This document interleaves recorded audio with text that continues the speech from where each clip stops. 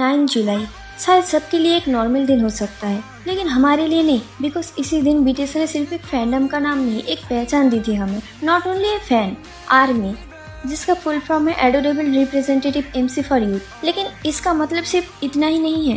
BTS का full form है बांगटान सोन्योनडान, यानी बुलेट प्रूफ बॉय स्काउट, और जो उन बुलेट प्रूफ के साथ हर मुश्किल में खड़े रहे वही होता है आर्मी। इसलिए सिर्फ बीटीएस का फैन बन जाने से कोई आर्मी नहीं बनता। आर्मी होने का मतलब है हर सिचुएशन में बीटीएस के साथ खड़े रहना, उनकी प्राइवेसी और बाउंड्रीज को रिस्पेक्ट करना, फेक न्यूज और हेट के अगेंस्ट आवाज उठाना, और अपने हर एक्शन से बीटीएस की इमेज को प्रोटेक्ट करना, क्योंकि दुनिया पहले फैंडम को देखती है फिर आर्टिस्ट को।